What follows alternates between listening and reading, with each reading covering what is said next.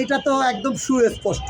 আপনি দেখেন, আমি এই কয়দিন আগে মিডিয়া দেখছি, হাদি সাহেবের ওয়াইফ অর্থাৎ তার ফ্যামিলিকে ইনুস সরকারের কোন একটা আছে সেইখান থেকে 1 কোটি টাকা দিছে, আর সরকার গভর্নমেন্ট 1 কোটি টাকা দিছে, 2 কোটি টাকা। এখন এই 2 কোটি টাকা দেওয়ার অর্থ হইল তাকে সান্ত্বনা দেওয়া, কিন্তু তার হত্যার পিছনে যারা মাস্টার মাইন্ড ছিল আজ পর্যন্ত কিন্তু সেই হত্যার যে মাস্টার মাইন্ড অ্যারেস্ট হয় নাই। কারা অ্যারেস্ট হয়েছে? এইটার সাথে কে মোটর সাইকেলে গেছিল, কে আগাই দিয়েছে, তার বউ, তার মা, তাদেরকে অ্যারেস্ট করা হয়েছে। এখন এইটার বিচার আর কি হবে বলেন? আসলে যখন হত্যা হইল সে বাংলাদেশ থেকে পলাই গেল। আমরা এই বাংলাদেশ থেকে কিভাবে পলাই গেল? কেন আপনি বুঝেন না?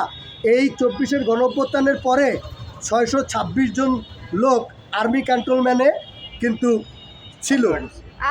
তারা কিভাবে এই দেশ থেকে পলাই গেল? যে হাদির ওয়াইফ নিছে, আমরা যতটুকু জানতে পেরেছি হাদির ওয়াইফ কোনো টাকা এবং কি তাকে যে চাকরির অফার করা হয়েছে সেটাও সে রিজেক্ট করেছে। কিছুটা গুঞ্জন শোনা গেছে যে হাদির ভাই কিছু সুযোগ সুবিধা নিয়েছে। হ্যাঁ, সে অলরেডি বাহিরে একটা অর্থাৎ সরকারি কোম্পানি একটা ভালো একটা জবে, ওইটা আমার সঠিক জানা নাই, অ্যাম্বাসিডারের কি দায়িত্বে, সহকারী দায়িত্বে সে আছে। আর হলো তার ওয়াইফ টাকা নিয়েছে কিনা জানি না, কিন্তু তার ফ্যামিলির টাকা দেওয়া হয়েছে। না, এই যে জাবেরদের যে থামিয়ে দেওয়া হচ্ছে কিংবা বারবার তাদের মিসগাইড করা হচ্ছে, কিংবা যারা হাদির হত্যার জন্য শাহবাগে বারবার ছিল বা যেতে চাচ্ছে, এই যে সরকার যে বারবার একটা টানাপোড়েন করছে, এটা নিয়ে কি বলছেন? আসলে কিছু মানুষ আসে কি আমার কাছে মনে হয়, অর্থাৎ মূল যে লক্ষ্যটা সেই লক্ষ্যর কথা না বলে অন্যদিকে ডাইভার্ট হয়। তো আসলে আপনার লক্ষ্য কী?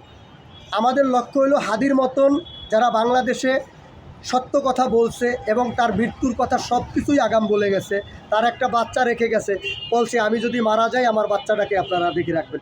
আসলে সৃষ্টিকর্তা দেখবে, সে তার এই মৃত্যুটা সে শহীদ হবে, শহীদি মৃত্যু তার চাওয়া ছিল, আল্লাহ পাক তারে শহীদ হিসাবেই নিয়ে গেছে। আমার কাছে মনে হয় সে শহীদ। অর্থাৎ এখন আমাদের চাওয়া হইল আগামী দিন আমি কথা বলতেছি, যারাই কথা বলতেছে তারা মারা যাবে, যদি অনাকাঙ্ক্ষিত কোনো মৃত্যু হয়, তাদের এই মৃত্যুর পিছনে যারা থাকবে তাদেরকে যদি সঠিকভাবে বিচার না করে এই দেশে আসলে হাদির মতন আর কেউ হবে না, সত্য কথা কেউ বলবে না। অর্থাৎ আস্তে আস্তে সত্যবাদীরা হারাই যাবে।